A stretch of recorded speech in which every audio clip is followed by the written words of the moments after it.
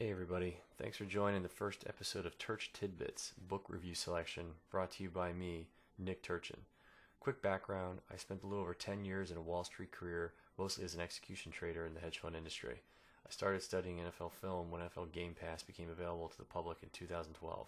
I write at my website, turchtidbits.com and insidethepylon.com. My work likes to find itself at the intersection of good quality statistics and film study. But in the end, I'm really just a bearded guy with Wi-Fi. This series will look at hopefully multiple tidbits from books over the offseason and provide good enough reason to buy them yourself.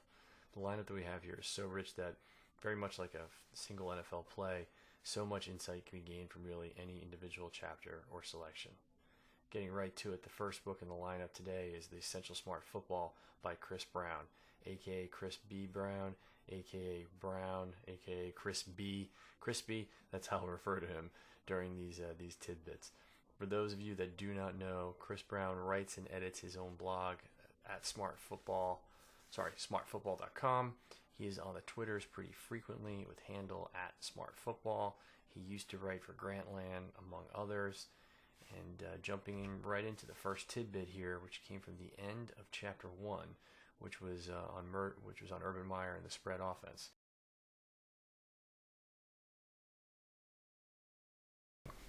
Going to the text, during coaching clinics, Meyer often mentions that he likes to ask defensive coaches what they hate to defend, and he says their answer is almost always option football.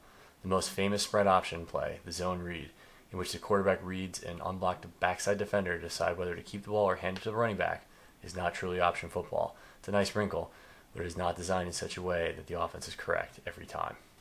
Okay, so we've all seen or maybe at least heard of the zone read in the NFL in recent years, but as Brown states, is not true option football, but rather like a wrinkled bootleg where the read is, it's almost as if the quarterback believes he can beat the defender in space. Let's start with the most basic zone read example. People forget, but a couple years ago, then Panthers offensive coordinator Shula ran one of the most complex rushing attacks in the NFL. In this play against Minnesota, we map off the movements for all blockers and runners besides Newton. And this really looks very close to inside zone. As we roll, we see Newton in the mesh, and we will stop here. His eyes are on the read defender, the backside defensive end, and he decided to pull. The biggest takeaway is the running back going in the opposite direction of where the quarterback and Newton end up. As we roll, we also see that the play side is completely blocked, but the backside is really a true naked bootleg.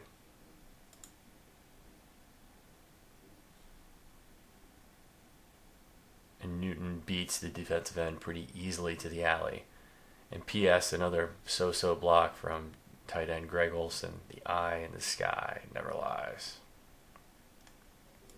Okay, next example here, outside zone from a game in week 4 against the New England Patriots. Shula calls outside zone left, zone read to the backside. I pulled this example to show the read against a 5-1 front, 5-1 nickel front with a wide 9 look from linebacker / defensive end Dante Hightower. Him being so far out there makes this pre-snap read really a definite give, and we watch and we'll note again the opposite way in which the running back goes to where the quarterback will end up. Not a great game there. Nice play by the defense. Okay, so going back to the text before we get there. But Florida has increasingly used forms of true option football. One variant is the veer. The way Meyer uses it, it's a double, not a triple option. The play is almost certain to work because both the blocking and the read itself go to the same side. Okay, so for the veer, or for our purposes today, we're going to describe the inverted veer, also known as power read. The only difference there is the roles of the running back and the quarterback. The veer or the inverted veer is a play side option, with most of the time pulling a pulling backside guard, and usually the read is a play side defensive end. That can change in both instances. Like we said, for invert, the quarterback and running back roles reverse. So the regular veer, the quarterback was going outside if it's a keep, and the running back inside if it's a give. For the invert, the quarterback goes inside if it's a keep, and the running back goes outside for a give. But note, both go to the play side. And when I read this in the book, my head exploded / light bulb went off, all of that and the above. The play we pull here is in the same Carolina-New England game, with Carolina at a critical point early in the fourth quarter in a game they ultimately win. But here we go. Play side options, quote unquote, always work with the quarterback as a threat to run because they simply outnumber the immediate two tiers of defenders, just like Brown highlighted earlier in the chapter. These numbers become devastating when the third tier defenders, like the free safety in this case, is doubling the X wide receiver on the left. You can see that in the lower left part of your screen, making essentially a cover zero for the rest of the formation, and results in Newton keeping the ball and going through what is essentially the B gap for a touchdown. As we roll here.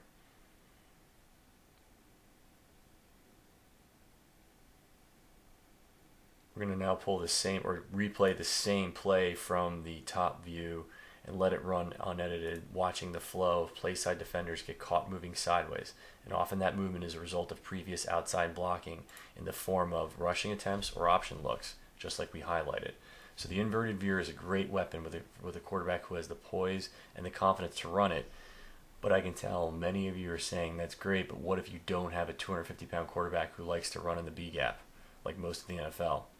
So we go to the Super Bowl against the same New England defense, and Doug Peterson, their super expansive rushing attack, featured a slight wrinkle of the inverted veer from 11 personnel shotgun, with almost a wing look here, with now Chicago tight end Burton on the left and wide receiver Nelson Aguilar on the right, versus what is dime personnel with a 5-man defensive front. Okay, so as the play progresses, two things are going to jump out. The read guy will somewhat be in question, and as you'll see, Aguilar is going to line up and block defensive end Trey Flowers, who's in the wide 9 look. Aguilar is a small wide receiver. Flowers is a large defensive end. I would say the read is still Flowers, because if he is indeed contained, Flowers that is a lot of space to cover from the wide 9. Now, this could be an incorrect blocking assignment by Aguilar, and we are not in the huddle, and that really goes across the board. I really should say that earlier. All film analysis is subject to us not being in the huddle, but you can really deduce and infer a lot from the tape, but you can't get everything in. There are areas like this that are and do remain gray as to what should have happened. Number 2 coming across, if you notice Trey Burton is in the formation and looking back for a potential shovel something, I think it's a potential shovel pass. And as we roll, you will see Foles give to Ajayi, but I actually think the right action, no matter who the read is, was a quarterback keeper and then shovel pass to Burton to get in that B gap. So that does it for the first tidbit of the offseason. Chris Brown illustrating the differences between the zone read and the inverted veer in his first book, The Essential Smart Football. Thanks for tuning in. The Amazon link for Brown's book will be in the notes section of my website, which is again www.turchtidbits.com. So please go there to check it out. Come check for my next tidbit release, which should be in the pretty near future. And yes, that is my dog Calvin trying to melt away your anger because of any errors, incorrections, or anything I had wrong with this video. As always, comments, questions are very welcome. Thanks, guys.